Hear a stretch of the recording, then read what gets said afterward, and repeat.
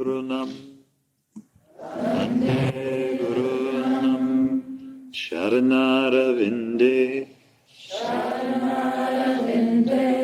Sandarshita Swatma Sukhavabodhe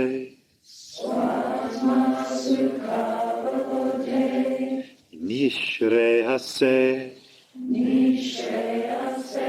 Jangalikaya Mane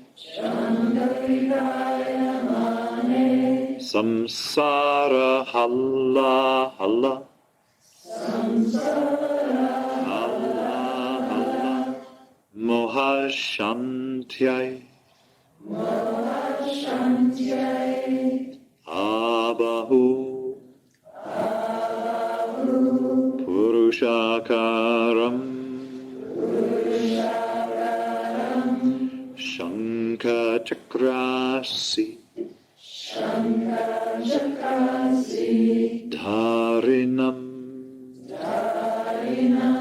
Sahasra Shirasam Shvetam Pranamami Patanjalim.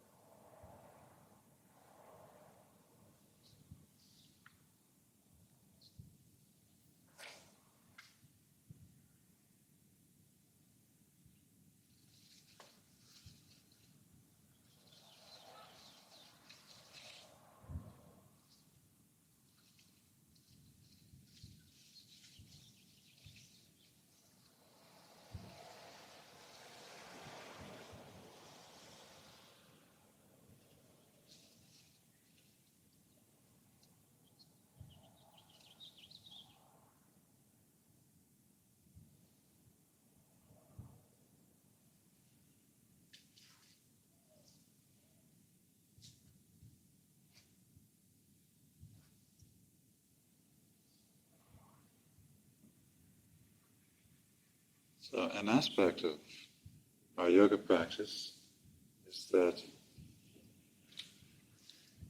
as we sit or as we practice asana or pranayama, we're bringing the pranas of the body into equilibrium.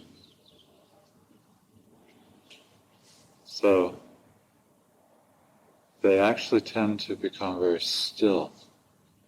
And so if the prana is very still, the mind is very still, the mind is transparent. And if the prana is moving around due to being unfulfilled, incomplete, then the mind moves around with the internal breath.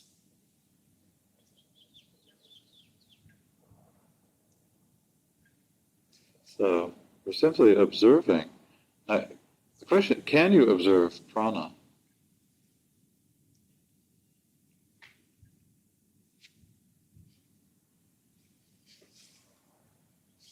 You could just watch the prana without pushing on it or pulling on it. It becomes transparent, calm. So what does it look like? Is it light colored or dark colored?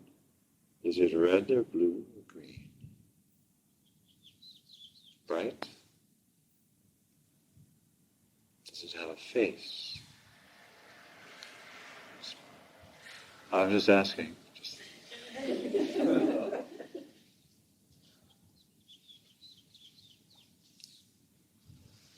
So pranayama is to ayama the prana, meaning to release yama on the prana. Ayama means to no longer yama. It's to extend or to stretch out, to allow to unfold, allow to exfoliate, allow to radiate as it is, to shine out in unobstructed space, the prana, by leaving it be, just allowing its beingness to shine. So this is what we do in pranayama. And if the conceptual mind applies itself to the task, it ends up actually pinching the prana because it always is trying to smash it, stuff it into a box, a conception about it, trying to make it red or blue or green, do this or that. And this always, you can never get all of the prana stuff. It's like trying to put a cat into a bathtub. It always wins. The cat always has the last word. And so the prana is like a cat. In fact, it's compared to a large cat. It's compared to a tiger in the Hatha Yoga Pradipika. And so it says if you're going to tame the tiger, you have to do it slowly. And basically what you do is you make friends with the tiger, and then you gradually start reinforcing its behavior with affectionate terms of praise. And then you use the process of negative dialectics to make the tiger passive. And this is what a chair is. A chair, when you pick it up and wave it in the tiger's face, or lions will do. Ever wondered how they do that? And immediately the lion just often just sits down, because the chair doesn't have a single point. It has 2 or 4 points that are coming at you. And the lion, unable to decide which is actually the one that's to be swatted or bitten, leaves the whole thing alone. True? Has anyone ever? I've tried it with cats. I haven't tried it with lions. But we have a cat that's extremely much like a lion in temperament, a rather grouchy mountain lion, but small size. And it's very simple to defeat her. If you use one hand, you're finished because she's like lightning. But if you use two, you just go like this, and you come around this way. And she immediately drops it, and she's quite happy. And so this is how to do it. Because when the cat, or the prana, who is extremely intelligent, perceives that there is practically a dilemma arising, they simply drop the whole thing. They won't even fight. They won't play anymore. So the cat is conquered. So likewise with pranayama, when we see the interdependence of things, that any one thing actually is not a one thing, it's two things. It has, in a unity, any idea has a shadow, a background, that becomes its opposite. The perception of that is the stunning of the prana. Just like when you're doing a pose and you get all excited about inward spiraling and you start hyper-spiraling all over the place. And you think you've found the ticket to reality, and at least the ticket to a painless yoga practice. And you take that ticket and ride it for a few weeks, a few months, a couple of years maximum, until finally something starts to hurt. And then you learn, oh, wow, it feels so good to turn the other way. Oh, why didn't you ever tell me about external spiraling? And then you become the external spiraler. You take that ticket for, a few weeks. Maybe it doesn't last as long as the inward spiral ticket. And then finally, that starts to bother you. You start to blow your joints out through too much external spiraling. And finally, that happy day comes when you inward spiral and you outward spiral at the same time. And just like a cat that gives up its aggressive nature, it becomes so soft and quiet. Because the two at once the mind is stunned. Because you can't figure that out or that out. If it figures that out, this is a mystery. It figures that mystery out, and this turns into a mystery. Finally, it's just like dropping, leaving be, non-interfering with great attention, which is what happens in pranayama. And so the arising of opposites, the simultaneous arising of opposites, causes the sense of awe or release.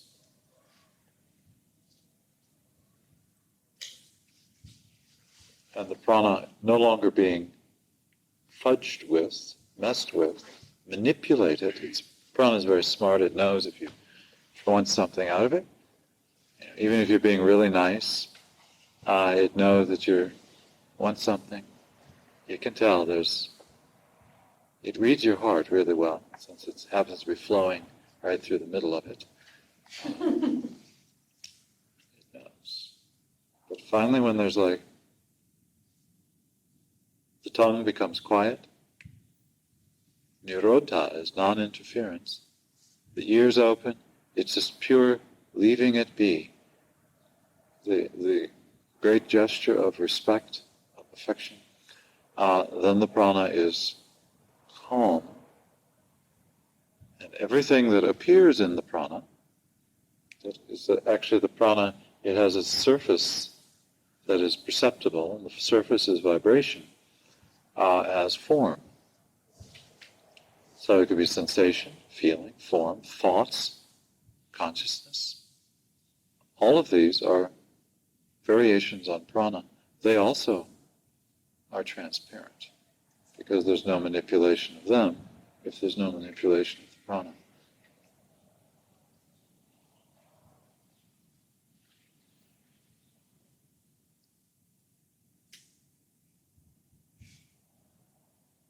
So that was the theme of my talk.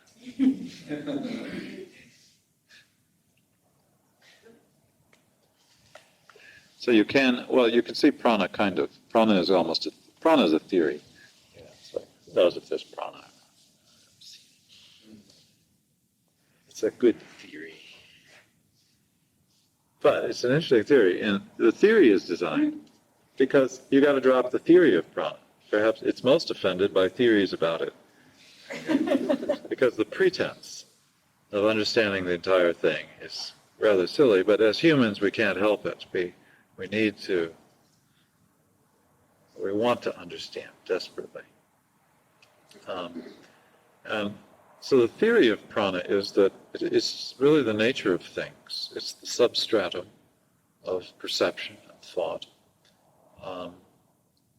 And prana's essential nature is spanda, or vibration. In fact, it's called spanda shakti, which means vibratory energy. And so it's actually the vibratory quality that you perceive in the perception of forms. Form is a very broad category of anything that's perceivable is a form. And so when you perceive the form without reducing the form to its name, or a name for it, maybe when you name something you might not know its true name. We call the door a door, and we call our friends by the names we think. It's a little presumptuous. And so when you don't reduce it to its name, or jnana, which is relational knowledge about it, then you're simply observing its vibratory nature, which is the insight into its impermanent nature, its immediacy. And we would say that's observing prana. We'll say, let's play that game. Observing prana means to actually experience the immediate quality of something as the meditative object.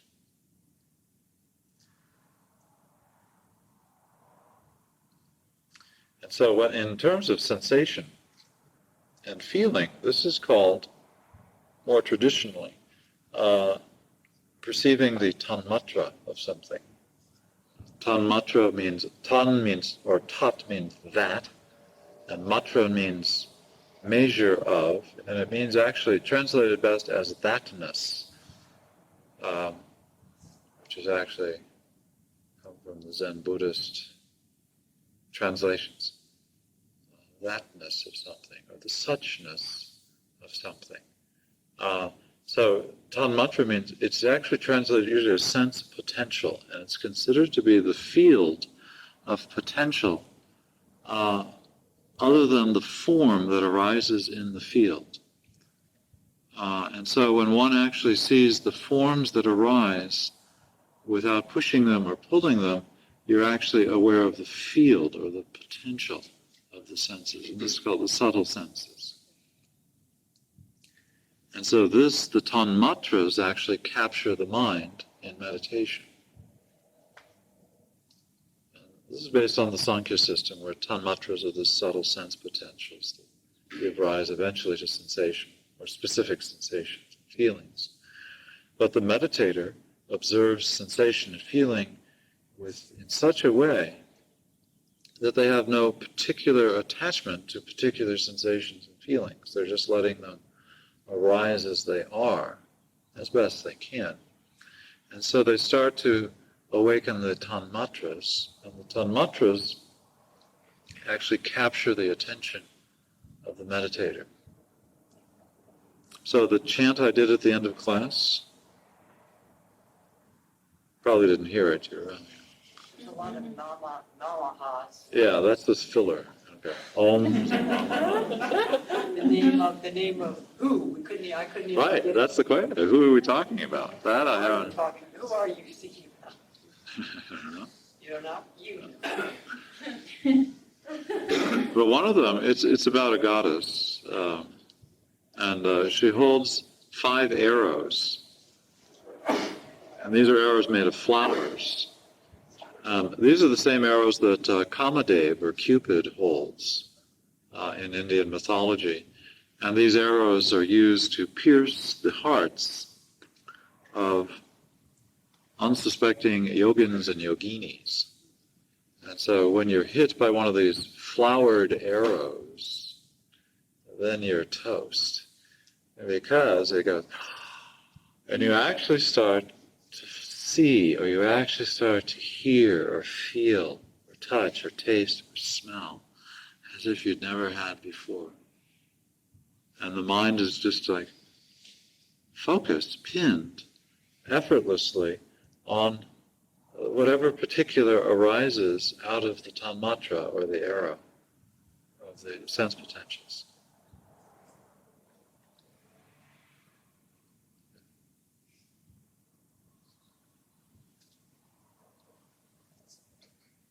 Does something have to be going on with the person who receives this flower arrow? They have to be a good target. It helps if they're wide. Is there something that they are doing that needs a flower arrow? Flower arrow? Yeah. It's almost as if you can arrange to get hit. But this is the art. It's like the art of getting some mercy, because if there are a cause and effect way of getting kindness or love from someone, then it wouldn't really be love. It would be more like what the karma mimamsa school, which is the school followed by Orthodox Brahmins, is, in which ritual is considered a mechanical thing. So if you say the mantra correctly, form the ritual correctly, you do the series correctly, through causal change you'll automatically get the effect, which will be your salvation. You'll go to heaven or something. And this view has been rejected by most of the yoga schools as being a little bit narrow and fuddy-duddy and not lively enough, And Easily screwed out, too. yeah, easily. You can blow it easily if you just make a slip in the... But the fact being that if you do the ritual correctly, the gods are the gods are really nothing but bureaucrats, and they have to give you a reward. Oh, you did this and this and this. You did, you did the third series 25 times. You did this and you did this, and you said your prayers, and we got to give you the goods. Next. And so not even the gods are free. They're just like, they have to do it. If I don't do my job, I'll get... It's like, someone working for the IRS or something. And that's a kind of a bleak view of the world. And so this is the view of the world that yoga, in a sense, was uncomfortable with. And so there must be better breathing. And so this is where the idea of kindness comes in. That you can just kind of like be nice, let the chains go. And so how to arrange for that? It's almost like if good meditation is something that happens when you're not really looking. I mean, there's observation, but you're not self-conscious about it. It's almost like you become absorbed in whatever it is, as if you were awestruck accidentally. How can you arrange to get accidentally absorbed? So it's just like hanging out in the right place or something. And so this is the whole art. The poem, the Rhyme of the Ancient Mariner, which is very vague in the back of my mind. But the ancient mariner was this poor ancient mariner he did something. Killed an albatross. He killed the albatross. Is that all he did? Anyway, he killed an albatross, which is a fantastic seabird. And from that time on, that day onward, he was just ridden with a heavy heart, and he hung the albatross around his neck, so it was hanging right in front of his heart. And anyway, he couldn't get rid of this bird until one day, this is way later in the poem, he was still out at sea, and I think it was at sunset. He was looking out over the edge of the boat, forlorn as usual, and he saw in the glittering water sea serpents swimming by, and they caught the light of the sun, and the serpents, and he was just awestruck, and the serpents blessed him, unaware. In other words, he forgot himself. He forgot his albatross, his circumstances, his selfish motivations for his wanting to get rid of the albatross, and that moment of innocence, and he was blessed unawares, and the albatross fell off of his neck. And it's a great poem. You should actually read it, and don't allow me to ruin it for you by telling you the end of the poem. But this is how we catch the tanmatra. It's almost like innocent perception again. The senses are cleansed. The mind is cleansed as if we were little babies again. The breath is cleansed. And the mind is captured. And to arrange for that is the whole art of practice. And so in the Yoga Sutra it says Nirodha is achieved abhyasa vairagyabhyam tan nirodha. That nirodha comes from abhyasa, which is practice, vairagya, and vairagyam, which is letting go. And the two are really opposite poles, two ends of the same stick. You practice, but you're practicing releasing. In other words, you're almost practicing getting mercy.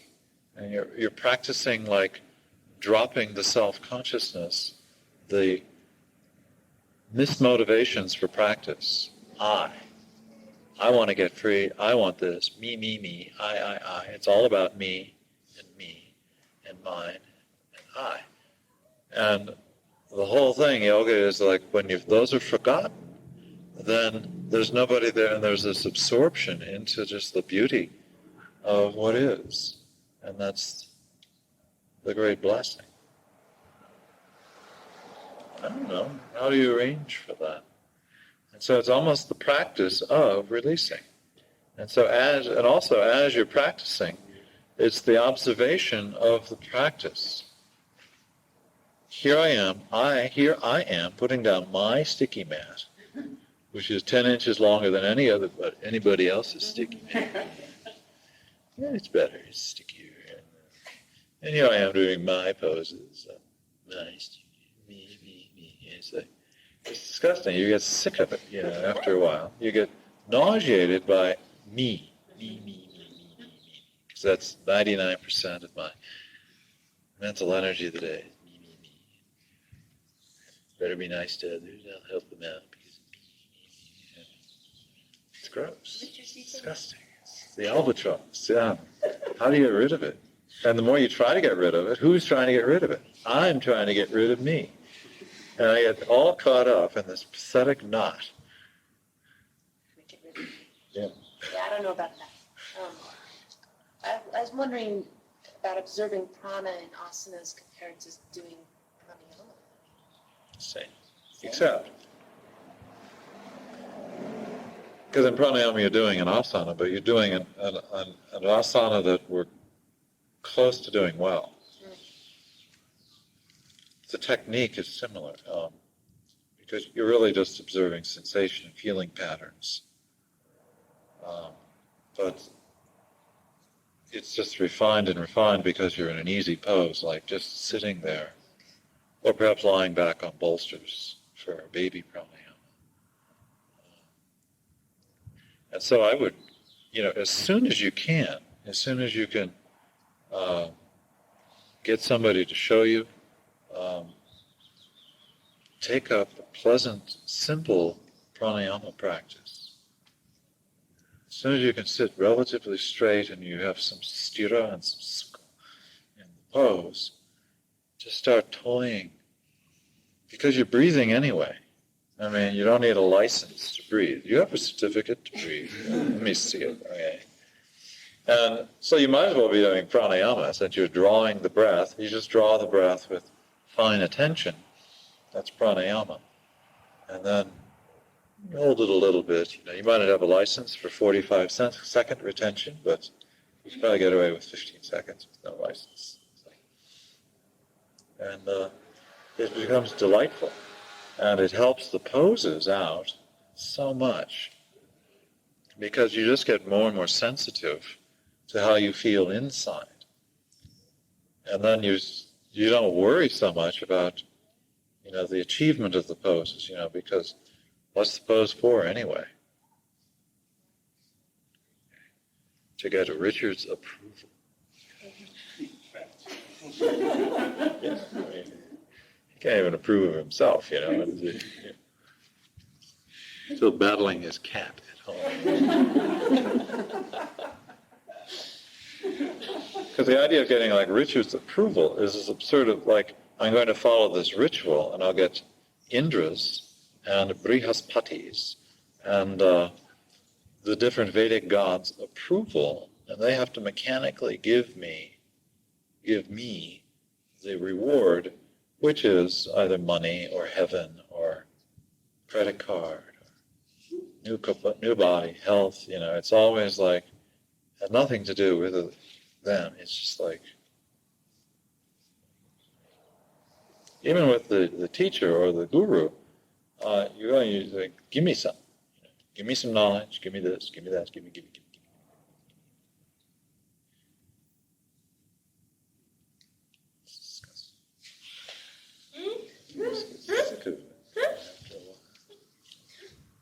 Until there's finally, almost the point of saturation with it.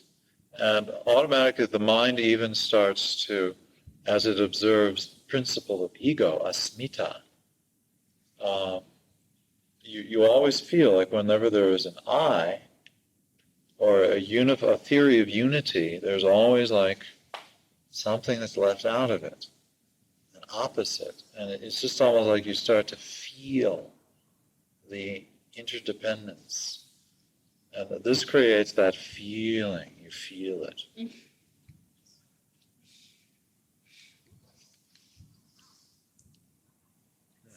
Until accidentally you fall into alignment. You get both inward and outward spiraling simultaneously. Accidentally, it's just like the breath takes over. The breath just can't stand it anymore. Or the teacher does a good joke in class, or one of your compadres sweating next to you on the mat somehow smiles or says something funny, and you go, ha, and then you crack your palate open, and all that breath is released, and all that technique, all those things that you were holding in the category of me, spill out of that category, and the deflated category just collapses. And such a relief, and you just, before it's too late, before you can stop the process of yoga. Takes over. So For sure. do you understand Prana in like a quantitative sense at all? Like some situations or people or You need more, like I need some more prana? yeah.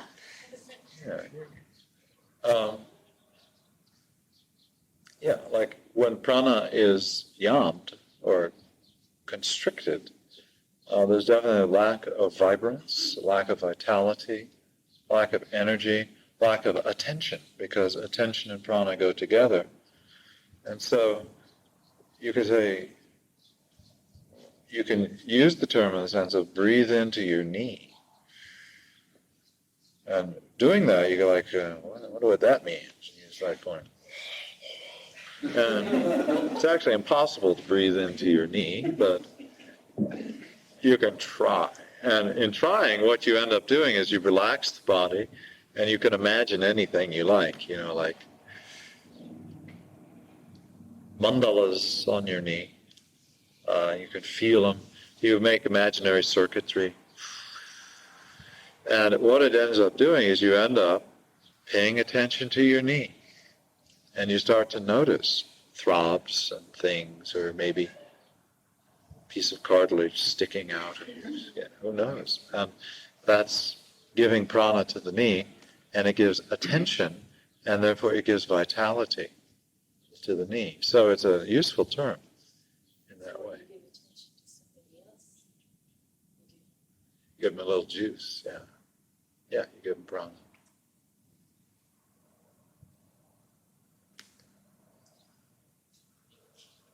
We have time for one more comment. Question. Oh, Sorry. Yeah. Is this process that you're talking about of prepping for the kindness and not prepping for the kindness comparable to the practice of what Krishna's talking about the moments before death? Well, every moment is the moment before death, so all the things you practice are the practice. So it's not you're doing it for that. That is the practice. Mm-hmm. Is So this if yoga is vairagyam, or release of energy. So to say that yoga is preparation for death is actually just another trick. Because we don't even know what, death is, but you practice letting go. In other words, you can imagine that you're dying, but not in a depressed sense. In other words, you can do it as an exercise, which you think, well, if I were to die, if I found out I had 2 days to live, you might change your tune a little bit. So it's You'd one of probably the freak out. things in order to, on that day that you die, have that experience, but it's the fact of living that all the time, right? In the same Yeah, way as because the it's- kindness. Yeah, feeling the presence of death, which is impermanence, gives more vitality, paradoxically, once you accept its presence. First there's the denial. No way, I'm out of here. But that's not really allowing even the contemplation to go on. And so it's the release. So Krishna is saying, if you can do no other practice, you can't do your series, you can't do your huffing and puffing, you can't do your studying, your eyes are bad. The whole thing is you need some mercy, He says, if you can't do meditation, he goes through all this and he says, just give up the fruits of your action. In other words, you just have pure activity with no sense of gaining a fruit out of it. And that'll put you right in the present moment. Innocent again. Looking at the sea serpents with nothing, you don't have an agenda for them. Maybe I could eat them. I wonder what species they are. I wonder if they're following worm currents from the Arctic up, What can I use? Maybe I could get a PhD out of this. Maybe I can get a photo of them. Maybe I could show some, It's just oh. You're just seeing this so incredible. So likewise, you see the mind doing its game. The mind is a bunch of sea serpents, and it's doing its thing. It's pose, counterpose, spiral, it's making a new religion. The mind is always making and breaking religions. So thank you very much for being here.